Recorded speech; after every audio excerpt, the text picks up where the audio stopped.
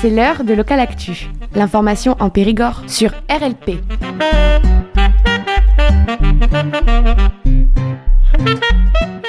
À Radio Libre en Périgord, nous accueillons Gaëtan qui va nous présenter un petit peu son parcours militant ainsi qu'une conférence gesticulée nommée « Superlieu sauvera-t-il le monde ?» Est-ce que je me trompe Gaëtan ou pas ? Non, pas du tout, c'est tout correct, bonjour. Bonjour Gaëtan, je suis ravi de te recevoir ici dans nos studios de Radio Libre en Périgord. Je suis bien content de t'avoir aujourd'hui car je suis allé voir ta conférence gesticulée il y a quelques jours au Café Libre de Saint-Léon-sur-Vézère. J'ai été bluffé, j'ai rigolé, j'ai failli pleurer aussi. Du coup, on va commencer si tu veux bien ce petit moment d'échange. Ouais. Qu'est-ce qui t'a amené un petit peu à faire une critique un peu des tiers-lieux ? Ouais. Et voilà quoi. Est-ce que comme tu as parlé de de conférence gesticulée, peut-être je peux aussi d'abord dire ce que c'est une conférence gesticulée ? J'allais te poser la question à un moment donné, ouais. Mais pour ceux qui ne connaissent pas, mais vas-y, je t'en prie, balance tout. Bah ouais, comme tu commences par ça, je me dis, oui, alors j'ai fait donc une conférence gesticulée. Mais qu'est-ce que c'est une conférence gesticulée, Yann ? Eh bien, je vais t'expliquer.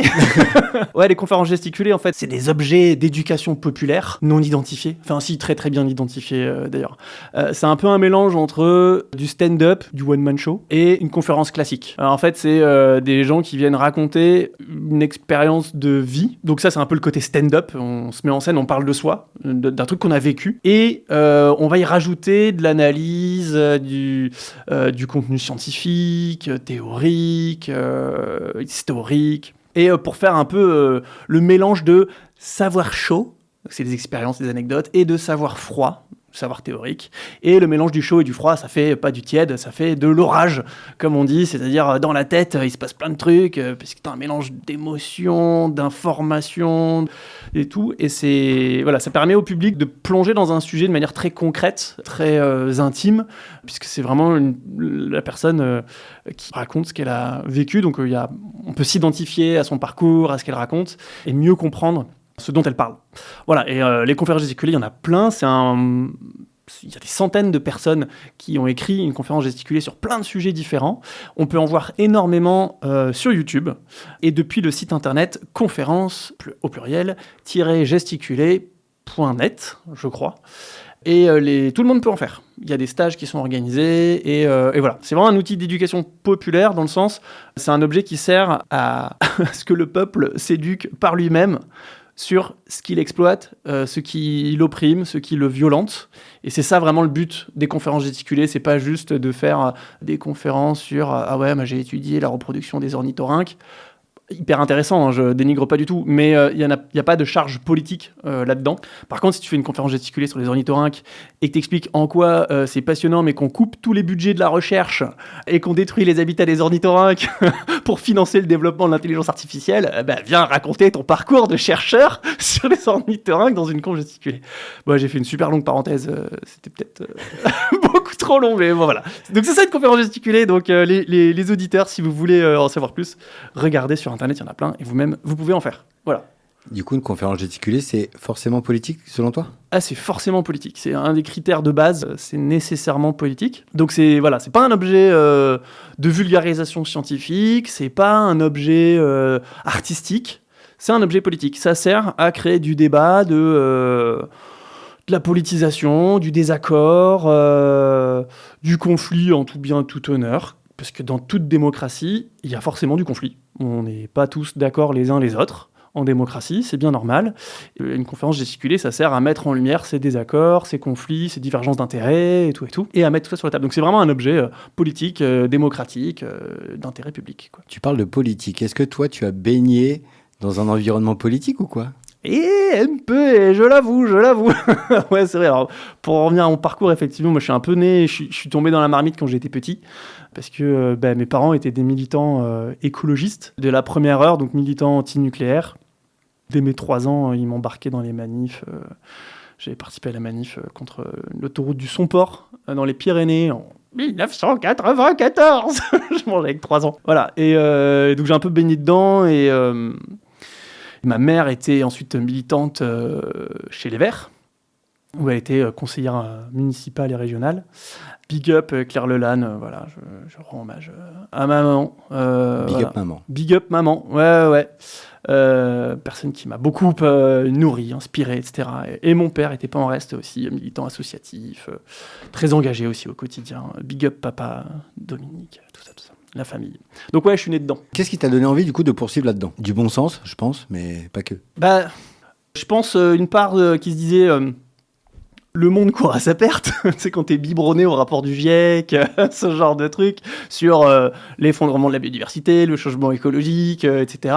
Tes perspectives d'avenir, elles sont pas rose-rose, quoi, et tu te dis, en fait, il n'y a pas le choix, faut s'y mettre. Donc il y a une partie de moi qui était là-dedans, dans le « il n'y a pas le choix, faut s'y mettre ». Donc ça, c'est la partie un peu avouable du truc. La partie peut-être inavouable, quand même, c'est que faire de la politique et du militantisme, ça apporte beaucoup de satisfaction personnelle, ça apporte beaucoup de capital symbolique, de prestige, ça crée aussi des rencontres, des relations, du kiff. Et donc, il y a quand même aussi une partie... c'est plaisant de le faire, mais du coup, c'est aussi questionnant. Finalement, pourquoi est-ce que je m'engage en politique ? Est-ce que je le fais vraiment pour défendre la cause que je prétends défendre ? Ou est-ce que je le fais finalement aussi parce que ça me rapporte, parce que ça me fait kiffer, parce que ça va dans mon intérêt à moi ?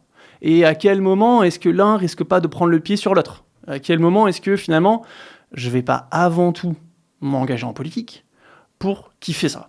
Et pour en retirer des bénéfices. Et c'est toujours un mélange des deux, je pense. Et il faut bien montrer à quel point c'est un mélange des deux et qu'on se voile pas la face et que quand on fait de la politique, c'est jamais de façon désintéressée. C'est pas vrai. Les gens qui disent « Ah, moi, c'est vraiment pour le bien commun et tout », c'est des menteurs ou des inconscients. Dans tous les cas, du coup, ils sont dangereux parce que s'ils prétendent faire des choses pour les autres, mais sans savoir pour quelles raisons profondes ils le font, c'est dangereux, quoi. Donc voilà, moi je le fais aussi parce qu'il y a plein de choses super chouettes dans le militantisme et... de par mon parcours scolaire, j'étais bon à l'école et j'ai fait Sciences Po. Enfin, c'est pas du tout une question que j'étais bon à l'école en fait, c'est juste plutôt que j'étais adapté à l'école.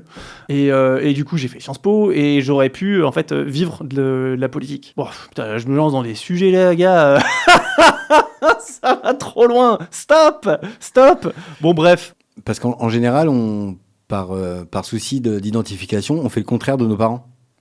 Et toi, tu as décidé quand même de suivre un petit peu la voie humaniste et écologiste un peu de tes parents. Du coup, je trouve ça cool, tu vois. Donc, ton parcours personnel, toi, t'as fait travailler dans un tiers-lieu, on appelle ça. J'ai développé pendant 2 plombes sur le côté pourquoi je fais de la politique, entre guillemets, et puis en fait, j'ai pas raconté mon... Voilà, après mes études, j'ai un peu fait comme les déserteurs de sciences, de Supagro, je sais pas si t'avais... Je ne connais pas. Bon, des étudiants qui avaient dit, en gros, lors de leur remise de diplôme en public, qu'ils n'avaient pas envie de bosser pour Monsanto, pour aider les capitalistes à vendre des pesticides qui niquent la planète et qui filent des cancers, et d'un autre côté, aider Monsanto toujours à vendre les médicaments pour soigner les cancers qui sont créés et tout. Magnifique discours pour dire on ne rejoindra pas cette élite-là. Ultra stylé ce qu'ils avaient fait. Je me suis un peu retrouvé dans... J'aurais adoré faire un truc pareil, mais je ne l'ai pas fait, j'en ai pas eu le courage, et j'avais pas les copains à l'époque. Mais du coup, moi, après Sciences Po, j'ai pas suivi dans la voie classique Sciences Po. Je suis allé rejoindre... Enfin, tu me diras, si, il y en a plein qui font ça en vrai. Oui, donc, après mes études, je suis allé à Paris, c'était en 2015, et il y avait la COP21. Mais donc voilà, j'étais dans ce petit monde de squatteurs, de mouvement de désobéissance civile, activisme, etc. Et de vivre de façon la plus alternative possible. Et j'ai continué à faire ça pendant longtemps, pendant plusieurs années, et du coup m'investir dans différents mouvements, loi travail... Il y a eu les Gilets jaunes, les marches climat, à peu près en même temps. Et j'étais un militant semi-professionnel.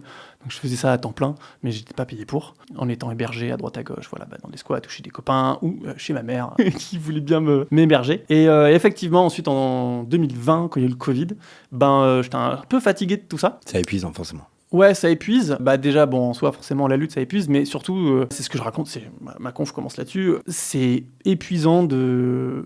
pas avoir de ressources pour faire du travail d'organisation collective, faire des réunions entre activistes, faire des formations, faire des AG, en fait, ça demande de la place, quoi. Ça demande des espaces. On peut pas le faire tout le temps dehors. Et comme on manque d'espace, c'est qu'ils sont... en fait, ça prend une énergie de dingue. Puis c'est une énergie mentale aussi, de putain, où est-ce qu'on va faire ces prochaines AG? Il faut passer 15 000 coups de fil. Ah oui, alors cette date, ça va pas, mais ces lieux, ça pourrait, oui, mais bon, bref. Donc c'est comme ça, vers 2020, que je commence à me rapprocher des tiers-lieux. Parce que je reçois une offre d'emploi et d'un tiers-lieu qui avait un nom assez sympathique. Et comme je le donne dans ma conf, je vais le donner là aussi, c'est la zone à partager. Et zone à partager, c'est clin d'œil aux ZAD, aux zones à défendre. Donc je me disais, hey, peut-être qu'on pourrait faire des trucs ensemble, puisque moi les ZAD, c'était un peu des copains, quoi. Et ils m'ont embauché, et c'est comme ça que j'ai commencé à bosser effectivement dans un tiers-lieu. Quel moment, dirais-je, ça a commencé à glisser? Où tu as eu l'impression qu'il y avait une douille quelque part? Il y a eu effectivement un écart qui s'est creusé entre mes attentes de ce que pourrait faire ce lieu. Parce que c'est quoi finalement, qu'est-ce que propose normalement un tiers-lieu? Ça devrait être quoi dans l'idéal? Alors ouais, mais très bonne question. C'est quoi un tiers-lieu déjà?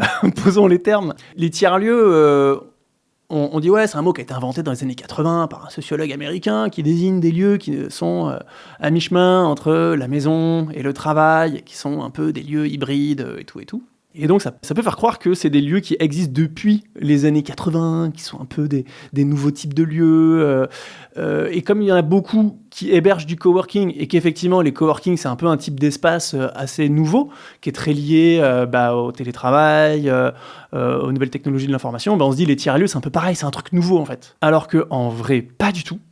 Le mot tiers-lieu est nouveau, mais ce qu'il décrit, c'est vieux comme les civilisations humaines. En fait, c'est vraiment tous les lieux de socialisation dans lesquels il y a une communauté d'habitués qui se retrouvent et où il est possible pour un non-habitué de rentrer et de rencontrer les gens qui sont habitués dans ce lieu.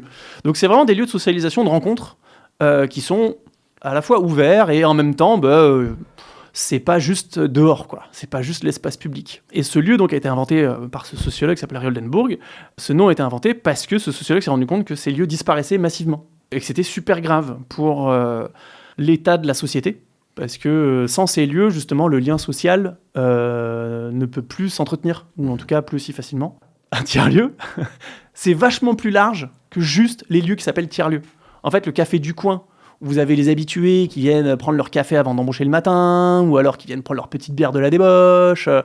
C'est un tiers-lieu. Même les devants d'école, quand il y a une petite place. Je parlais avec justement une instite qui est à Périgueux, et qui me disait la sortie de l'école, c'est un lieu où tous les parents se retrouvent à heure fixe. Et du coup, ils tchatchent, quoi. Ils se donnent des nouvelles, ils rencontrent les enseignants, les gamins jouent un peu entre eux.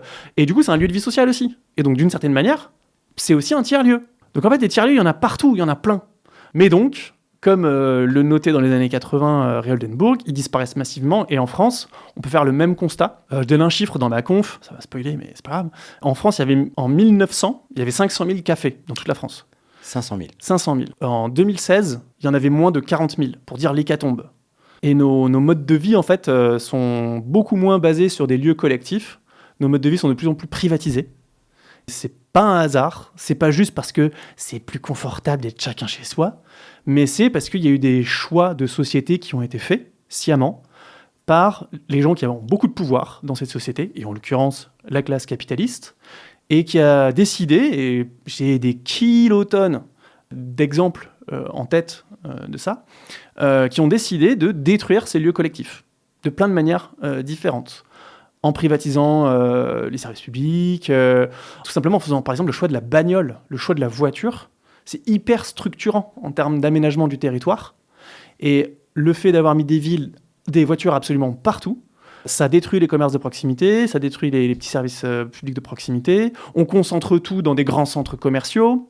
Et le fait même de remplacer les transports en commun par des bagnoles, c'est en soi détruire des tiers-lieux, parce que les transports en commun, un bus dans lequel que vous prenez tous les matins pour aller de chez vous à votre travail, et dans lequel vous allez avoir les mêmes personnes qui vont faire ce même trajet tous les jours, finalement, est-ce que c'est pas une communauté d'habitués qui partagent un même lieu? Est-ce que c'est pas un tiers-lieu aussi? Quand t'es dans ta bagnole, tu peux rencontrer personne.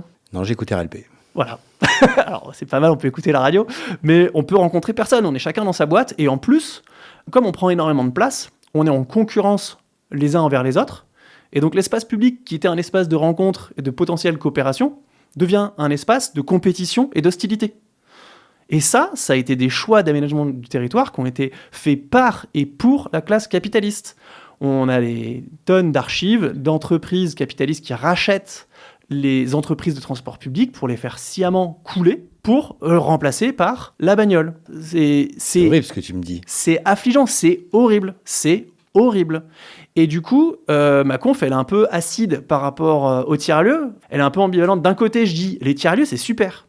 On en a besoin, c'est capital. On en a besoin parce que, en tant qu'humain, on a besoin d'espaces de socialisation parce que le lien social, c'est indispensable pour la santé des humains. L'absence de lien social, ça a autant d'impact sur la santé que le tabac ou l'alcool. Ah ouais. C'est énorme, en fait. Quand t'es isolé socialement, en fait, ça te génère du stress dans le cerveau. Tu génères de la cortisol à mort, donc c'est l'hormone du stress, pour te mettre en mode survie. Et en soi, c'est pas très grave quand t'as des petites montées de stress, mais quand c'est en permanence, quand c'est tous les jours, en fait, le problème de la cortisol, c'est que ça empêche ton corps de se reposer et ça le met dans un état d'inflammation en permanence. Donc c'est pour ça que tes tissus, en fait, ils se régénèrent pas, ils se reposent pas, et ça crée des putains de problèmes de santé cardiaque.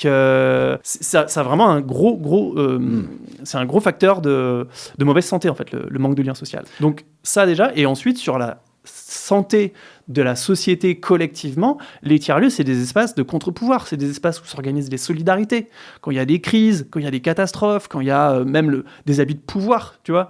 Et d'ailleurs, les Gilets jaunes, qu'est-ce qu'ils ont fait ? Le premier truc qu'ils ont fait, c'est qu'ils se sont réunis dans les ronds-points et ils ont transformé ces lieux qui étaient des lieux de circulation faits pour la bagnole en lieux de rencontre pour les humains. Ils ont recréé des tiers-lieux. Le mouvement des Gilets jaunes était le plus grand mouvement de création de tiers-lieux que la France ait jamais connu, probablement. Donc, je dis que c'est super important, les tiers-lieux. Mais en même temps, ce que je veux bien dénoncer dans ma conf, c'est que le mouvement des tiers-lieux et les acteurs qui s'approprient ce terme en disant « nous, on est tiers-lieux », ils dépolitisent le problème. Ils ne nomment pas la cause de la disparition des tiers-lieux. Ils se mouillent pas. Notamment parce qu'ils dépendent énormément des subventions publiques. C'est ce que j'allais te dire. Ouais. Notamment, le mouvement des tiers-lieux a connu son envol en 2020-2021. Il y a eu la création de France Tiers-Lieux, il y a eu les réseaux régionaux de tiers-lieux qui ont été impulsés dans toutes les régions, là où il n'y en avait pas déjà. Il y a eu les dispositifs manufactures de proximité, fabriques de territoire, qui sont des dispositifs de subventionnement des tiers-lieux, où c'était des centaines de millions d'euros de subventions qui ont été distribuées. Tout ce réseau est très tributaire de ces subventions. Et on voit bien que quand tu es subventionné, ta liberté de parole pour dénoncer les grandes orientations politiques, elle est vachement réduite. Donc tu vas faire quoi ? Tu vas tenir un discours inoffensif, complètement neutre politiquement, en disant « Ah oui, c'est super bien le lien social », mais à aucun moment tu vas expliquer pourquoi est-ce que le lien social il disparaît. Et là j'ai parlé que de la responsabilité de la classe capitaliste dans la destruction du lien social, mais dans ma conf, quand j'ai le temps, parce qu'en fait j'ai plein de versions différentes, mais je parle aussi de comment le patriarcat s'est attaqué aux tiers-lieux, et de plusieurs manières, déjà en interdisant l'espace public aux femmes. Quand on est passé au capitalisme au XVIe, XVIIe siècle, et XVIIIe, etc., ça a été une grande vague de recul des droits pour les femmes et les minorités de genre, qui ont été privées d'accès à l'espace public, à des tonnes et des tonnes de professions, quasiment la plupart. Elles n'avaient plus accès aux lieux publics, aux établissements publics, etc. Et même, pire que ça, j'ai trouvé dans un bouquin de Titiou Lecoq qui s'appelle « Libéré » qu'il y avait les bourgeois, à la fin 19e, début 20e, finançaient des écoles de bonnes femmes pour apprendre aux femmes à bien tenir leur maison, pour que leur mari ait davantage envie de retourner chez eux plutôt que d'aller au bar, se bourrer la gueule avec leurs collègues, raconter leur journée de travail, se rendre compte qu'ils se sont tous bien exploités la gueule, et du coup retourner foutre le feu à la maison du patron. Et donc les bourgeois ont sciemment instrumentalisé, ont encore plus appuyé sur cette division genrée du travail pour maintenir leurs intérêts, à la fois de patrons et aussi de mecs. Et en fait, on peut démultiplier les analyses aussi sur l'enjeu de race que j'ai un peu moins creusé. My bad, sur l'enjeu racial aussi, le racisme est un obstacle au tiers-lieu. Par exemple, quand je disais la rue, quand on se l'approprie, et que, par exemple, on se dit « Allez, tous les mois, on se fait un barbecue dans la rue ». Finalement, ton coin de rue que tu as aménagé, tu crées une routine, tu as une communauté d'usagers, ça fait un tiers-lieu. Bon, sauf que si t'es une personne qui subit du racisme, que t'es noir, arabe, etc., et que tu t'attroupes dans la rue, qu'est-ce qui se passe en France en général? C'est qu'on t'envoie la BAC. Exact. Voilà. Alors quand tu fais le quartier des voisins et que c'est bien encadré par la mairie, ça passe. Mais quand c'est une initiative autonome des habitants eux-mêmes, ça passe pas. On pourrait démultiplier les exemples à l'envi pour montrer que les tiers-lieux sont entravés par les rapports de domination, d'exploitation, et qu'on n'arrivera jamais à contrebalancer l'hémorragie sans s'attaquer à ces rapports d'exploitation et de domination. Sauf que ça n'est jamais dit dans le mouvement des tiers-lieux. Et comme ça n'est pas dit, on est désarmé pour faire face à ça. Les gens qui subissent le capitalisme et le racisme, etc., en plus, ils subissent une violence sociale qui génère des traumatismes. Qui subit une violence, tu veux dire ? Les personnes racisées, Oui, sexisées, les prolétaires, toutes les personnes qui subissent le capitalisme, le patriarcat, le colonialisme, etc., sont des personnes qui sont traumas par cette société. Et quand on est trauma, se rendre dans un tiers-lieu où on va avoir des gens qui sont, eux, privilégiés par cette société et qui peuvent habiter où ils veulent, trouver facilement un logement, partir en vacances où ils veulent, qui se font pas arrêter par la police dans la rue, qui n'ont pas de discrimination à l'embauche, qui sont pas du tout traumas et qui sont sûrs d'avoir la bonne vérité. En fait, ça fait subir une violence symbolique de ouf et on se sent pas bien dans ces lieux. Et moi, j'ai vu qu'effectivement, plein de gens ne venaient pas dans le tiers-lieu où je venais parce que tous les gens qui subissent effectivement le racisme et le classisme, etc., en fait, ils ne se retrouvaient pas à la ZAP, parce qu'ils se retrouvaient avec des gens qui sont complètement déconnectés de ces problématiques. Et aucun sentiment d'appartenance, quoi.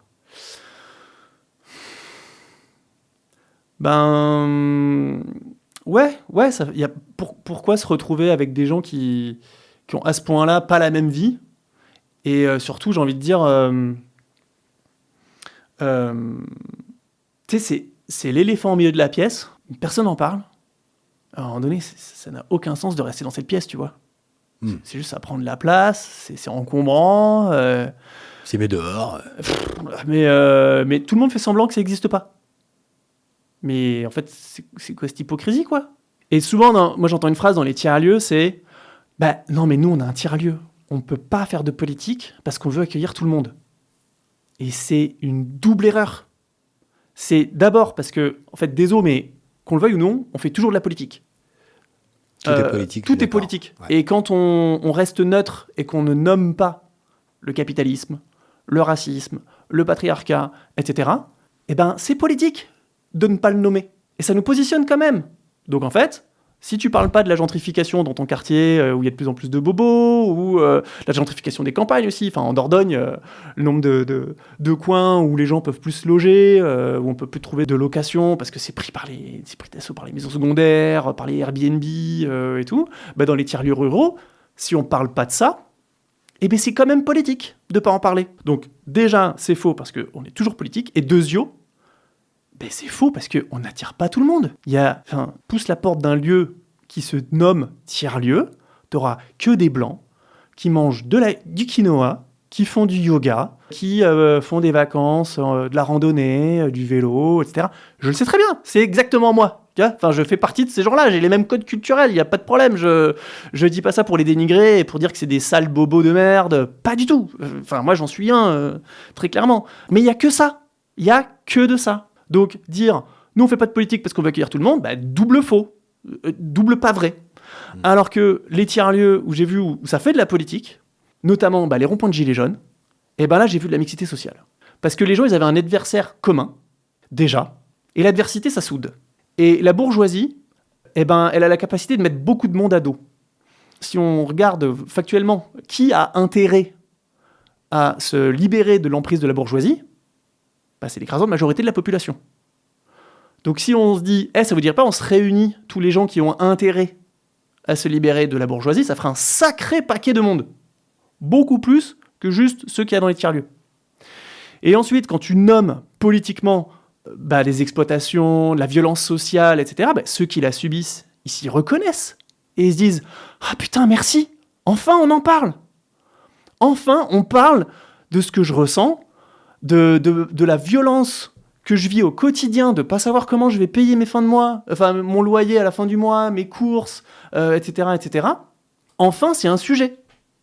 Oui. Et merci, putain, ça fait du bien. Et les gilets jaunes, ils se sentaient tellement en état de gratitude les uns envers les autres, de pouvoir parler de leurs galères, de la violence qu'ils subissent au quotidien et dans les manifestations. Et ça aussi, ça a soudé les gens. Et tout le monde ne subissait pas cette violence pareil. Il y en a qui la subissaient à fond, d'autres moins, voire pas trop. Mais au moins, c'était nommé. Et donc, les personnes qui les subissaient, ils pouvaient être là en mode « Ah, mais ok, je me sens vraiment accueilli, quoi, en fait. » Donc voilà. Donc, c'est pour ça que j'ai envie de dire, avec cette conf, au monde des tiers-lieux, arrêtez de vous mentir.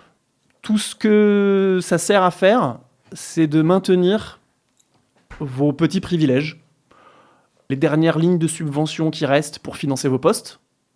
Mais je pense que ça va s'éteindre, ce modèle-là, parce qu'on est déjà rentré dans le fascisme. Je suis pas sûr que ça puisse repartir au niveau des subs comme si de rien n'était. Je pense qu'il faut radicalement qu'on change de modèle. Et ça passe par, 1, se politiser, déjà. Et 2, autonomiser nos lieux sur le plan matériel, sur le plan économique. Et du coup, mettre en commun la thune qu'il y a déjà dans les tiers-lieux. Moi, j'ai vu, à la zone à partager où je travaillais, on avait de la thune. Hein. On en avait plein. Si on voulait, on pouvait racheter le lieu. On pouvait le retaper complètement. Sauf que cet argent, il était dans nos comptes individuels. Et les gens s'en servaient pour se payer des vacances, plusieurs milliers d'euros, pour mettre de côté, pour je sais pas quoi, enfin bon bref, mettre de côté pour transmettre à leurs enfants pour plus tard. Sauf que c'est aujourd'hui qu'on a besoin de construire une résistance au fascisme et au ravage écologique. Donc si on veut avoir un truc à léguer à nos enfants, peut-être que ça serait bien que, en fait, quelque chose qu'on veut leur léguer, c'est ce qu'on va mettre en commun.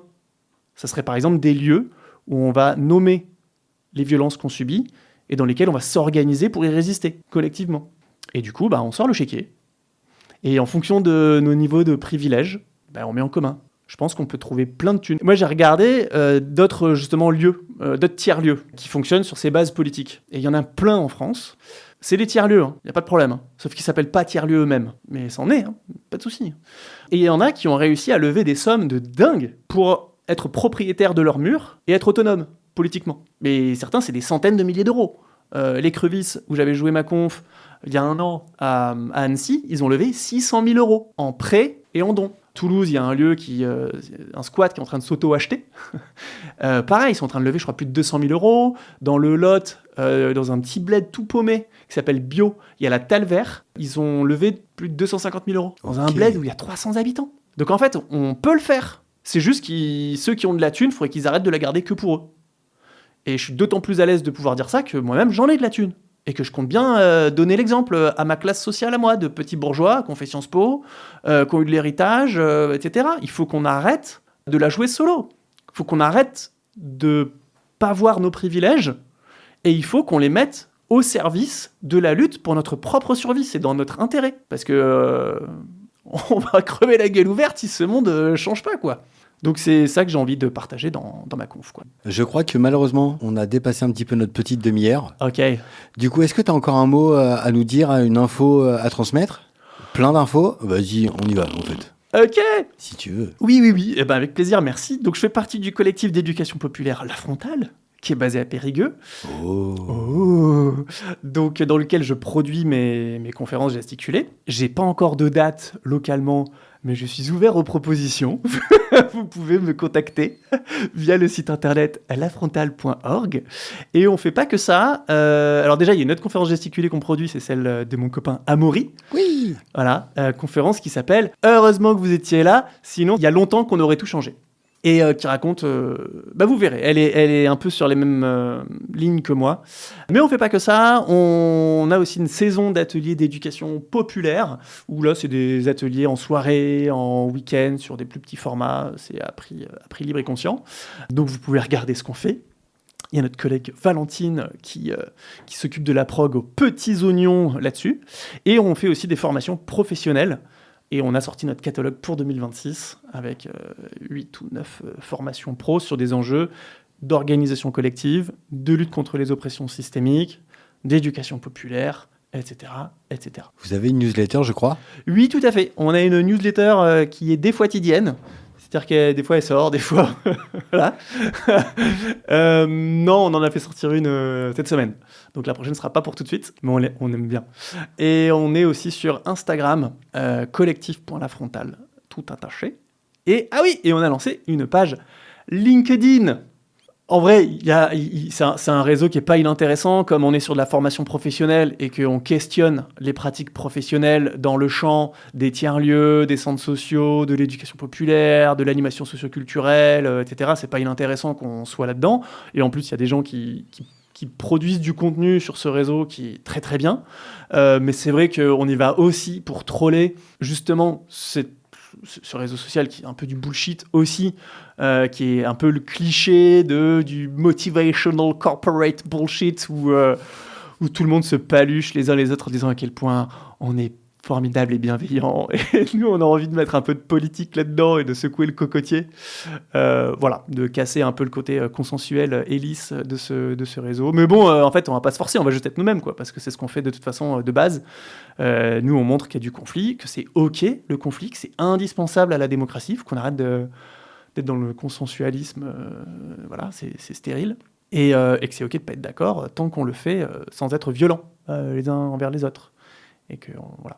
Le conflit est pas forcément violent, tu veux dire? Absolument. Oui. D'accord. Le conflit n'est pas nécessairement une agression. Et c'est important de distinguer les deux. Et on a tendance à mélanger conflit et agression, alors que ça n'est pas la même chose. Et c'est même l'objet d'une des formations que nous proposons dans notre catalogue de formations pro. Non, parce que la peur du conflit dans les organisations souvent finit par créer des bombes à retardement, où on met les tensions, les non-dits sous le tapis, et ça fait des conflits latents, et au bout d'un moment, on finit par se prendre l'épée dans le tapis, et ça fait et là, ça peut virer en agression, ça peut virer en violence. Donc c'est important de créer de la place pour les conflits, de savoir traverser les conflits de façon intelligente, j'allais dire humaine, sensible. Voilà, on n'a pas encore bossé notre marketing sur cette formation sur le conflit, donc je sais pas les bonnes punchlines, mais bon, je pense que les gens ont l'idée, quoi. Merci beaucoup Gaëtan, en tout cas, pour ce temps d'échange. Mais merci à toi. J'espère que j'ai pas fait des trop longues tirades. Non, je crois pas. En tout cas, on se retrouve bientôt dans les rues pour des manifestations. Oui. Ou autres petits boum-boum politiques. Bonne journée, mon Gaëtan. Merci encore une fois. Yannou, avec grand plaisir. À bientôt. Ciao. Tchuss. C'était votre émission d'actu locale sur RLP.